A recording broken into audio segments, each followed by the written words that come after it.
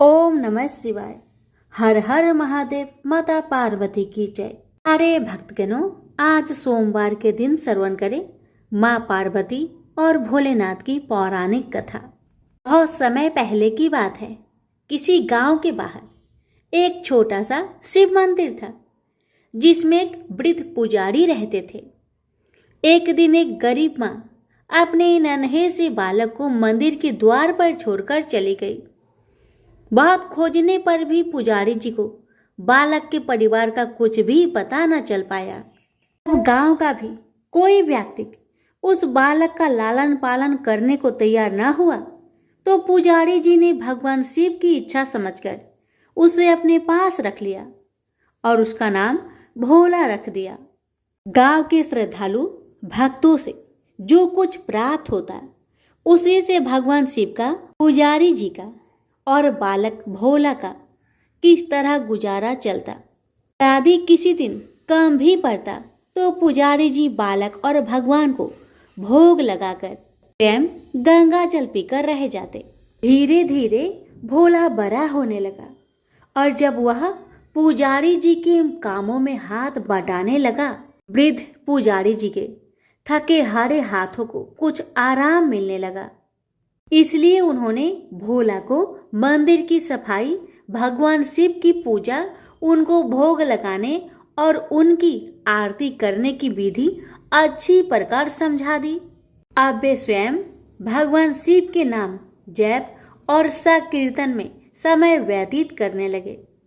एक दिन भगवान शिव के मंगलकारी नाम शिव शिव शिव शिव का जप करते हुए उनके प्राण छूट गए। अब बालक भोला का इस संसार में भगवान शिव के सिवा और कोई सहारा न रहा। उसने पुजारी जी की ये 3 बातें कभी नहीं भूली। भगवान भोलेनाथ, शिव शंकर को ताजी गर्म रसोई का ही भोग लगाना, भगवान को भोग लगाए बिना स्वयं कुछ भी नहीं खाना, भगवान शिव पर विश्वास रखकर कभी भी किसी भी वस्तु का संग्रहण ना करना, बासी भोजन का भी नहीं।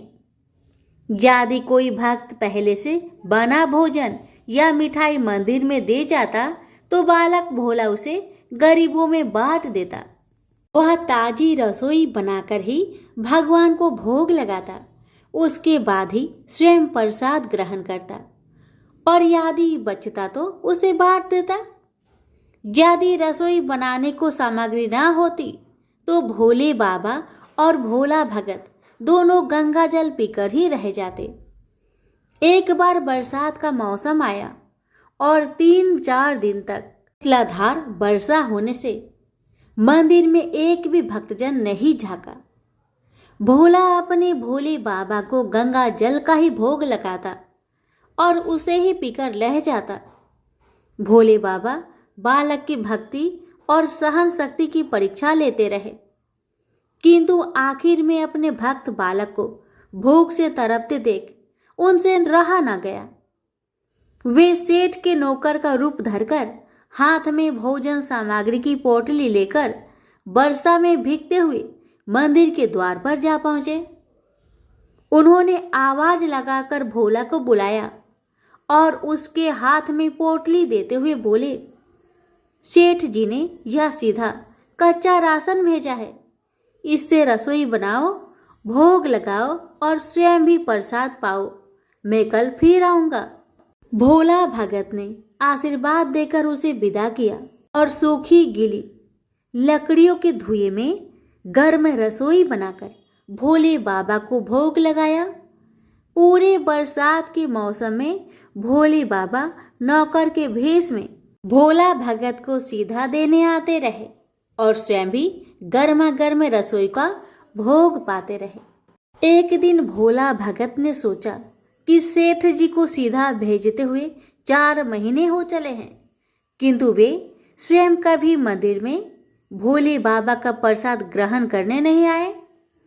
अगले दिन जब भोले बाबा नौकर का भेष में सीधे की पोटली देने आए, भोला भगत उनसे बोला, आई तुम्हारे इतने धर्मात्मा सेठ जी कभी स्वयं मंदिर में प्रसाद लेने नहीं आए, इस कारण मेरा हृदय अत्यंत दुखी हो रहा है। अपने सेठ जी से कहना कि कल वे भी मंदिर में प्रसाद ग्रहण करने अवश्य पधारे। सुनकर नौकर बने भोले बाबा चौंक कर घबरा उठे और बोले, पुजारी जी, सेठ जी मेरे द्वारा आपको सीधा भेजते ही हैं। आप इससे भगवान को भोग लगा लेते हैं और स्वयं भी प्रसाद पाते हैं। फिर सेठ जी को बीच में बुलाने की क्या जरूरत है? जैसा चल रहा है वैसा ही चलने दीजिए। भोला बोला, ऐसे कैसे चलने दूं? आपके धर्मात्मा सेठ जी इतने दिनों से सीधा जो भेज रहे हैं, क्या मैं उन्हें भगवान का प्रसाद देने का अपना कर्तव्य भी पूरा ना करूं? मैं किसी का उद्धार खाने वाला नहीं हूं। अपने सेठ जी से कह देना कि यदि कल भोले बाबा का प्रसाद ग्रहण करने ना पधारे तो मैं उनका सीधा लेना बंद कर दूंगा। नौकर बने भोले बाबा तो अपने भोले भगत की अकड़ देखकर कांप उठे और यह सोचकर मन ही मन हंसे कि वाह, आज तो लेने वाला ही देने वाले पर धौंस दिखा रहा है। लेकिन सरल हृदय भक्त के मनोभाव पर रीझ कर वे बोले, ठीक है पुजारी जी, कल सेठ जी मंदिर में प्रसाद ग्रहण करने जरूर पधारेंगे। दूसरे दिन बड़े सवेरे ही भोले बाबा नौकर का भेष में दूध और बहुत सारी भोजन सामग्री लेकर मंदिर में पहुंच गए। भोला चौंकते हुए बोला, भाई आज इतना सारा सीधा किस लिए ले आए? नौकर बने भोले बाबा बोले, पुजारी जी भूल गए क्या? आज आपने सेठ जी को प्रसाद के लिए बुलवाया है, इसलिए आप छप कर रसोई बनाए और भोले बाबा को भोग लगाइए। हाँ, ये तो बता दीजिए कि सेठ जी किस समय पधारे। भोला ने प्रसन्न होकर उन्हें सेठ जी के आने का समय बता दिया। अब भोला भगत की इच्छा पूर्ण करने के लिए भोले बाबा कैलाश पर सेठ का रूप धारण करने लगे। इधर अपने स्वामी को एक प्यारे भक्त के यहाँ जीवने जाने का समाचार सुनकर ममतामयी अन्नपूर्णा मां पार्वती भी भला कैसे पीछे रहते। वे भी पति की आज्ञा लेकर सेठानी का रूप धारण करने में जुट गई। भोले बाबा ने अपने गले से मुंडों की माला उतार दी, शरीर पर लगी भस्म, कमर पर पहना हुआ बाघंबर और बाहों और कानों में पहने सर्पों के हार भी उतार कर रख दिए। उन्होंने एक मखमल का सुंदर कुर्ता धारण कर लिया, अपनी जटाएं सीधी कर गंगा और चंद्रमा को उनमें छिपा लिया और ऊपर से एक सुंदर रंग बिरंगी पगड़ी पहन ली। देव नंगे पैर विचरण करने वाले शिव जी ने आज अपने दोनों पैरों में रेशमी जूतियां धारण कर ली। हाथ का त्रिशूल और डमरू भोले बाबा ने नंदी के हाथ में थमा दिया और अपने हाथ में एक सुंदर छड़ी लेकर पार्वती जी के तैयार होने की प्रतीक्षा करते हुए कैलाश पर चहलकदमी करने लगे। इधर पार्वती जी घंटों से मेकअप करने में जुटी हुई थी। उन्होंने आज अपने पति देव के नगर में बनी सुंदर बनारसी साड़ी निकालकर पहनी, जिसका रंग सेठ से बने शिव जी के कुर्ते से मैच कर रहा था। उन्होंने सोने चांदी हीरे के जगमगाते हुए आभूषण धारण कर लिए, पैरों में सुंदर सैंडल पहन ली, बगल में सुंदर सा पर्स दबा लिया और भोले बाबा के बार बार आवाज लगाने के बाद श्रृंगार कक्ष से बाहर निकल कर आई। जब पार्वती जी और शिव जी ने एक दूसरे को सेठ सेठानी के भेष में देखा तो वे चकित होकर एक दूसरे को निहारते ही रह गए। दोनों एक दूसरे को देख देखकर निहाल हुए जा रहे थे। इससे पहले उन्होंने कभी एक दूसरे का ऐसा सुंदर रूप देखा ही नहीं था। जब भगवान गौरी शंकर सेठानी सेठ का रूप धरकर कैलाश से अपने भक्त के यहाँ दावत उड़ाने चले तो गणेश, कार्तिकेय, नंदी, ऋषि मुनि, देवता, देवांगनाएं भी उन्हें देखकर ठागे से रह गए। सेठ बने शिव जी अपने हाथ में ली हुई छड़ी को अदा से घुमाते हुए पृथ्वी पर टेकते हुए चल रहे थे और उनके पीछे पीछे बगल में पर्स दबाए अपनी सैंडल से टक टक और पायलों से छन छन की मधुर ध्वनि करती हुई माँ पार्वती सेठानी बनी हुई चल रही थी। इधर भोला भगत आज सुबह से ही सेठ जी के स्वागत में भांति भांति के पकवान बनाने में जुटा हुआ था। अपने भोले बाबा का भोग तो वह चलते फिरते बना लेता था, किंतु आज उसे कई महीने से भगवान को भोग लगाने के लिए सीधा भेजने वाले सेठ जी को भगवत प्रसाद देना था। अतः आज उसने अपनी सारी पाक कला झोंक डाली थी। उसने सेठ जी द्वारा भेजे हुए चावल धोकर खीर बनाई, उसे धीमी आंच पर पकाकर गाढ़ा किया और उसमें सेठ जी के द्वारा भेजे हुए पिस्ते, बादाम, केसर, चिलगोजे, किशमिश डाले। मिर्च और अदरक को कूटकर उसे बजरा, बेसन और गेहूं के आटे में भरकर मोटे मोटे मिस्से टिक्कर बनाए। रसोई बनाकर भोला भगत पुनः स्नान करने चला गया ताकि स्वच्छ वस्त्र पहनकर भोले बाबा को भोग लगा सके और सेठ जी को उनका प्रसाद पवा सके। जब भोला भगत स्नान करके लौटा तो देखा सेठ जी प्रसाद ग्रहण करने के लिए स्वयं तो आए ही हैं, संग में अपनी सेठानी जी को भी ले आए हैं। भोला ने झट दोनों से राम राम की, उन्हें आसन देकर बैठाया और बोला, मैं अभी भगवान को भोग लगाकर आता हूँ, फिर आपको प्रसाद परोसूंगा। भावना के भूखे भोले बाबा से भूख सहन नहीं हो पा रही थी, इसलिए वे बोले, पुजारी जी भगवान को जल्दी से भोग लगाइए, मुझसे भूख सहन नहीं होती। भोला भगत बोला, सेठ जी भूख तो मुझे भी बड़ी जोर से लग रही है, किंतु मैं अपनी भूख के कारण भगवान को भोग लगाना नहीं भूलता। यदि दुनिया के सारे लोग इसी तरह अपनी भूख के लिए भगवान को भोग लगाना भूल जाए तो भगवान तो भूखे मर जाएंगे। सेठ जी बने भोले बाबा एक पत्तल उठाते हुए बोले, पुजारी जी आप भोग लगाइए, इधर मैं पत्तल परोस लेता हूँ, मुझसे भूख सहन नहीं हो पा रही है। भोला भगत सेठ जी बने भोले बाबा को डांटते हुए बोला, सेठ जी भगवान के काम में ना तो जल्दीबाजी चलती है और न कंजूसी। मैं जब तक भगवान को भोग नहीं लगा लेता आप रसोई के पास भी नहीं फटक सकते। चुपचाप इधर बैठ जाइए और ओम नमः शिवाय जपते रहिए।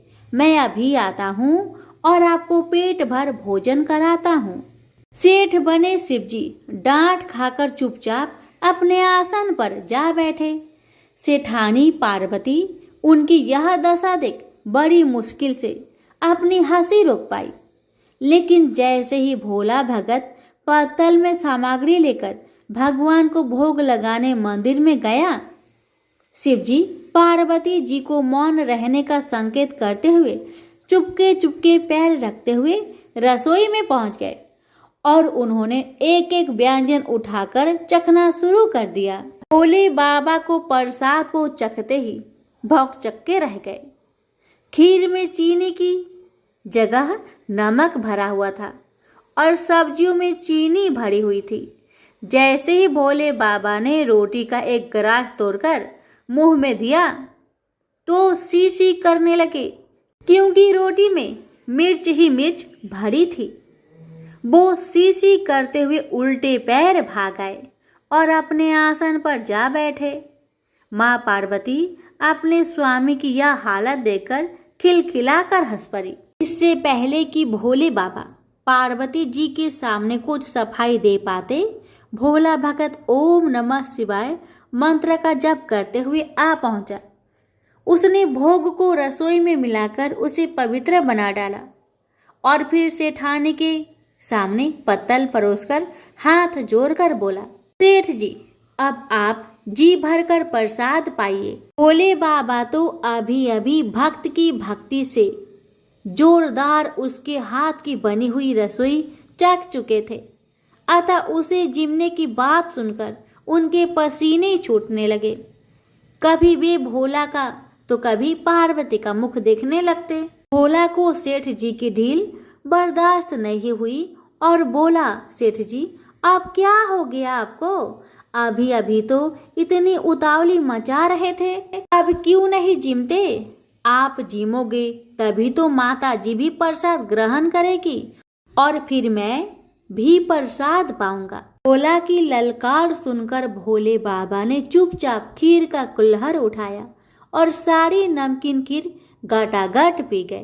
कुल्हड़ खाली होने की देर थी कि भोला ने उसे झट से भर दिया। अपने प्रिय भक्त के हाथों से परोसे हुए भोग में भगवान को आज दुगना स्वाद आने लगा। भोला परोसता गया और भोले बाबा पीते गए। जगत माता पार्वती, भक्त और भगवान दोनों के प्रेम को देख देखकर मंत्रमुग्ध हो रही थी। जब सारी रसोई समाप्त हो गई तो भगवान ने एक जोर से डकार ली। भोला को होश आया और बोला, वाह सेठ जी वाह, मैं ही बावला था जो इतनी थोड़ी सी रसोई बनाई। मुझे पता होता कि आपको प्रसाद ग्रहण करने का इतना शौक है तो और भी ज्यादा रसोई बनाता। भोले बाबा अपने पेट पर हाथ फेरते हुए सेठानी बनी पार्वती की ओर मुस्कुराकर देखते हुए बोले, पुजारी जी मैं इतना रोज कहाँ खाता हूँ, किंतु आज प्रसाद इतना स्वादिष्ट बना था कि अपने पर बस नहीं कर रहा और खाता ही चला गया। किंतु तभी भोला भक्त रुआसा होकर बोला, सेठ जी वह तो आपने ठीक किया, लेकिन माता जी तो भूखी ही रह गई। ममतामयी पार्वती माँ से भोला का रुआसा मुख देखा नहीं गया। उन्होंने बची हुई खीर की 4 बूंदें अपने कंठ में टपका ली। भोले बाबा द्वारा भोग लगाने से प्रसाद में अद्भुत अलौकिक स्वाद भर गया था। ऐसी सुगंधित और मीठी खीर चखकर जगत जननी आकंठ तृप्त हो गई और उनके तृप्त होते ही सृष्टि का प्रत्येक प्राणी तृप्त हो गया। भोला भगत बोला, सेठ जी आपने और माता जी ने प्रसाद ग्रहण कर लिया, इससे मुझे अत्यंत संतोष हुआ है। समझ लीजिए कि आप दोनों द्वारा प्रसाद ग्रहण करने से मेरा भी पेट भर गया। मेरी तो वैसे भी महीने में 4 एकादशी हो जाती है, किंतु मैं भी एक दाना ले ही लेता हूँ, जिससे कि भोले बाबा के प्रसाद का अनादर ना हो। यह कहकर जैसे ही भोला ने खीर के पात्र में लगा चावल का एक दाना उठाकर अपने कंठ में डाला, उसकी जन्म जन्मांतर की भूख प्यास मिट गई और समस्त वासनाओं और इच्छाओं की तृप्ति हो गई। उसके ज्ञान के नेत्र खुल गए और उसने देखा कि उसके सम्मुख त्रिलोकीनाथ भगवान शंकर और जगत जननी माँ पार्वती आशीर्वाद की मुद्रा में मुस्कुराते हुए खड़े हैं।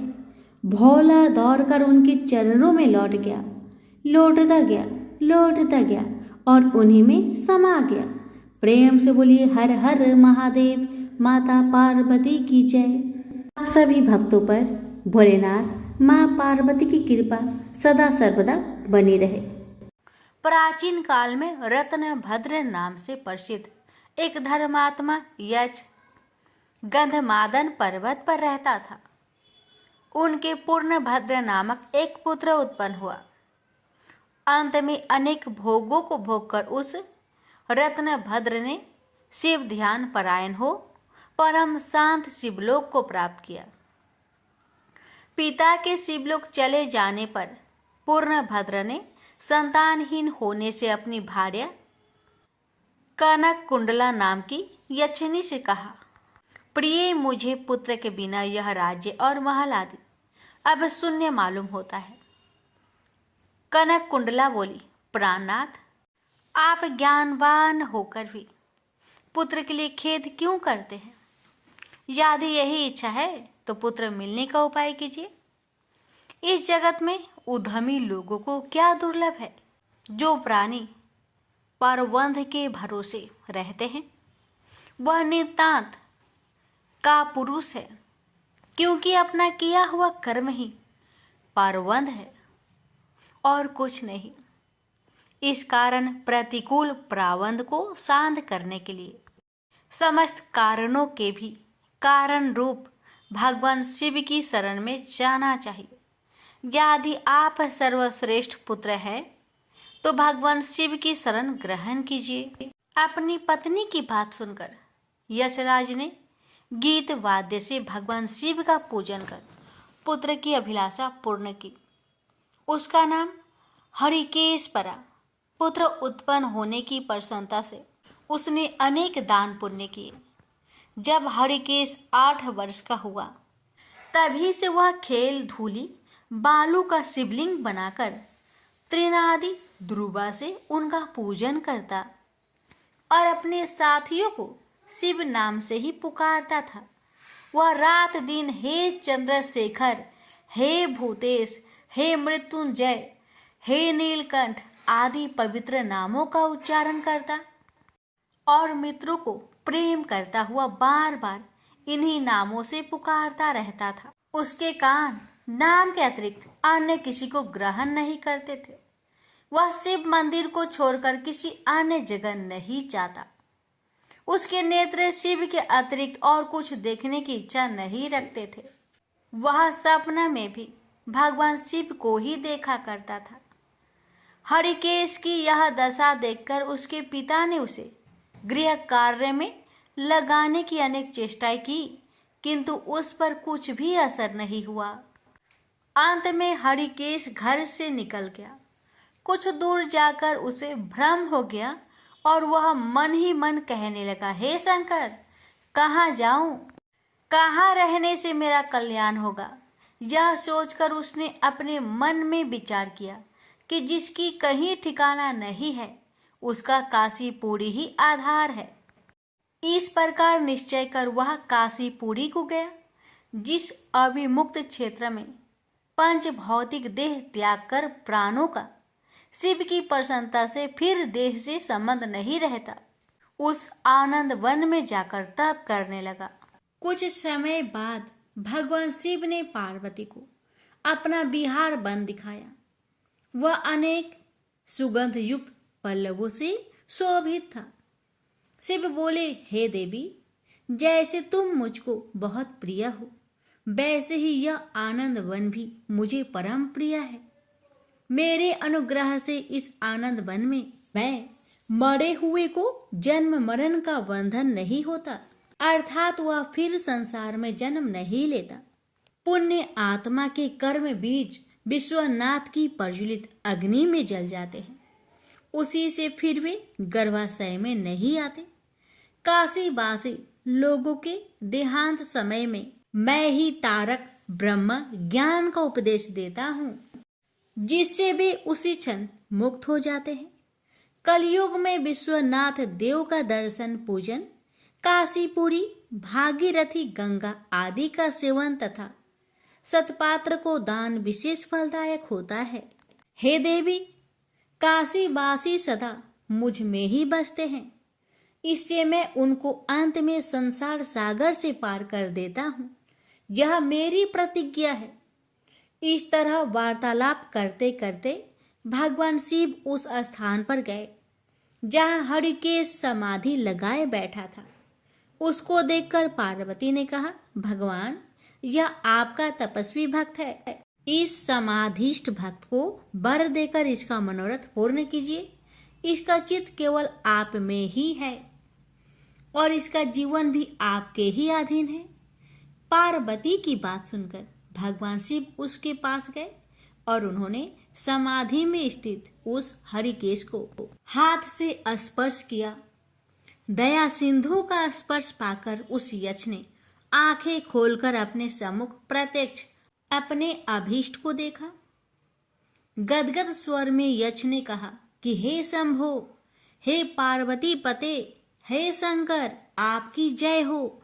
आपके कर कमलों का स्पर्श पाकर मेरा यह शरीर अमृत रूप हो गया। इस प्रकार प्रिय वचन सुनकर भगवान शिव बोले, हे यज, तुम इसी क्षण मेरे वर से मेरे क्षेत्र के दंड नायक हो जाओ। आज से तुम दुष्टों के दंडदायक और पुण्यवानों के सहायक बनो और दंडा पानी नाम से विख्यात होकर सब उद्भट गणों का नियंत्रण करो। मनुष्यों में सत्य अर्थ नाम वाले संभ्रम और उद्भ्रम ये दोनों गण सदा तुम्हारे साथ रहेंगे। तुम काशीवासी जनों के अन्नदाता, प्राणदाता, ज्ञानदाता हो और मेरे मुख से निकले तारक मंत्र के उपदेश से मोक्षदाता होकर नियमित रूप से काशी में निवास करो। भगवान शिव की कृपा से वही हरिकेश यक्ष काशी में दंड पानी के रूप में स्थित हो गया और भक्तों के कल्याण में लग गया। प्रेम से बोलिए हर हर महादेव। एक बार भगवान नारायण बैकुंठ लोक में सोए हुए थे। उन्होंने सपने में देखा कि करोड़ों चंद्रमाओं की कांति वाले त्रिशूल डमरूधारी स्वर्ण भरण भूषित सूर्येंद्र वंदित सिद्धि सेवित त्रिलोचन भगवान शिव प्रेम और आनंदातिरिक्त से उन्मत्त होकर उनके सामने नृत्य कर रहे हैं। उन्हें देखकर भगवान विष्णु हर्ष से गदगद हो उठे और अचानक उठकर बैठ गए। कुछ देर तक ध्यानस्थ बैठे रहे।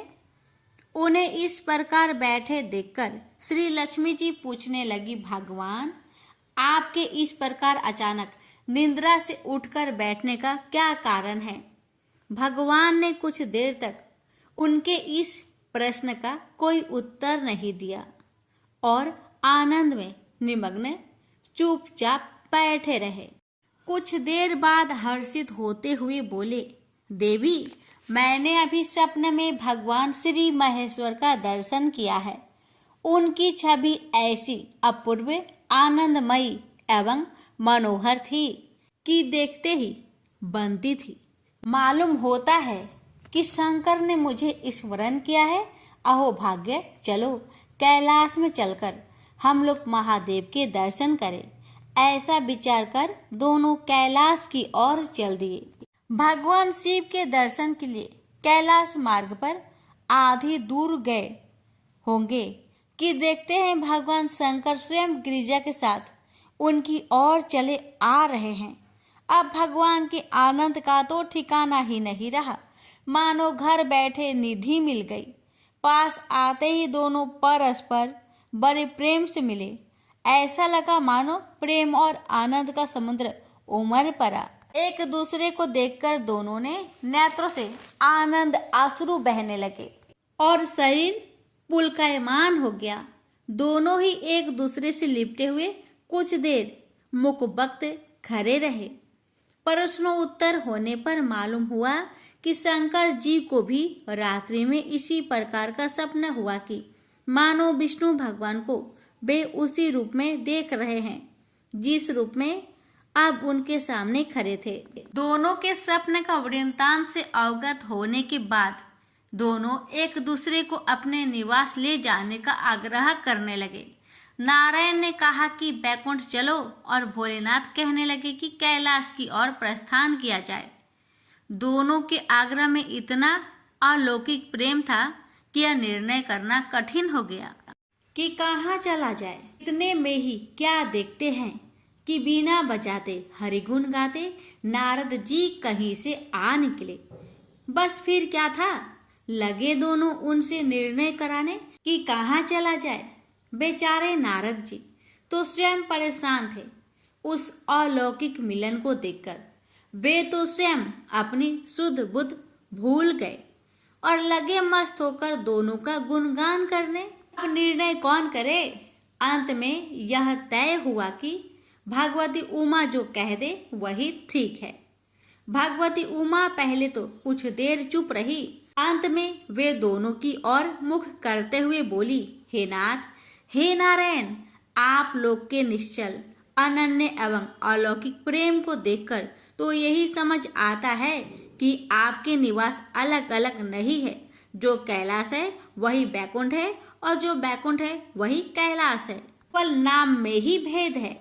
यही नहीं, मुझे तो ऐसा प्रतीत होता है कि आपकी आत्मा भी एक ही है, केवल शरीर देखने में दो है। और तो और मुझे तो स्पष्ट लग रहा है कि आपकी भार्याएं भी एक ही हैं। जो मैं हूँ वही लक्ष्मी है और जो लक्ष्मी है वही मैं हूँ।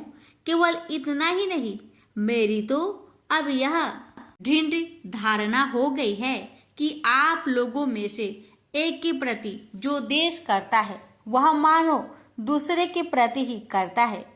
एक की जो पूजा करता है वह मानो दूसरे की भी पूजा करता है।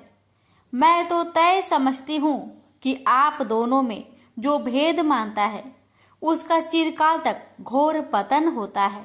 मैं देखती हूँ कि आप मुझे इस प्रसंग में अपना मध्य स्थल बनाकर मानो मेरी प्रवचना कर रहे हैं, मुझे असमंजस में डाल रहे हैं, मुझे भुला रहे हैं।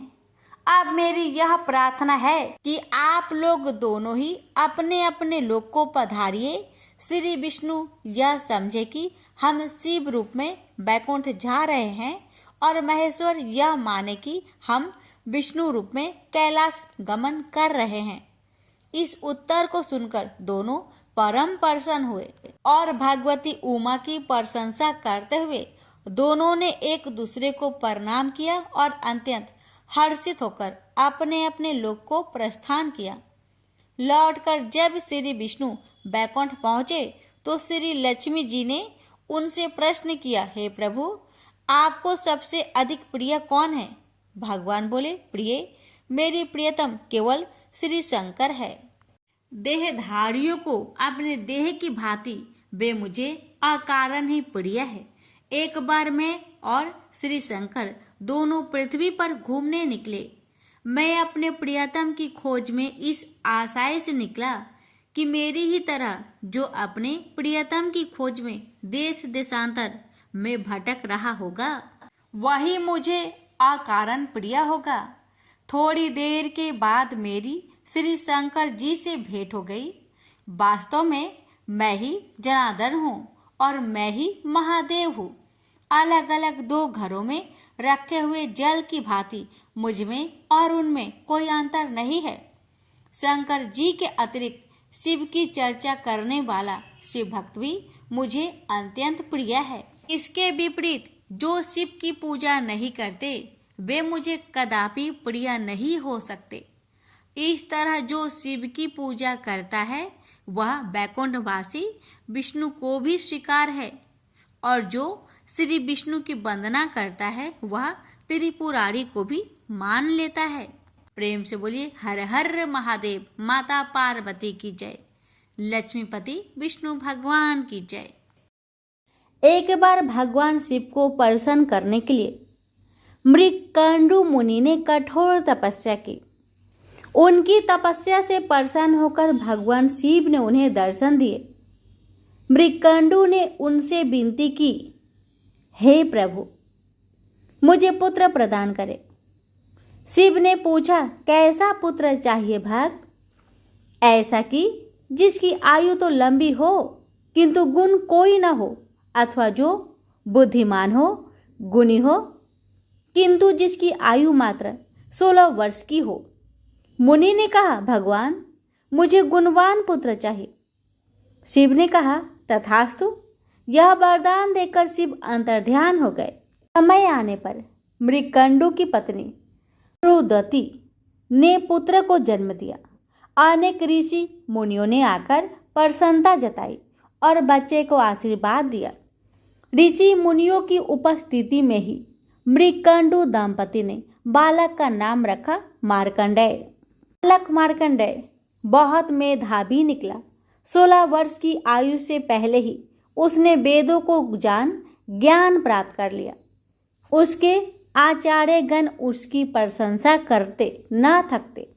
वे कहते, मृगकंडू, बहुत भाग्यशाली हो तुम, जो ऐसा होनहार बेटा मिला। लेकिन मार्कंडेय के भाग्य को लेकर उसकी माता बहुत चिंतित रहती।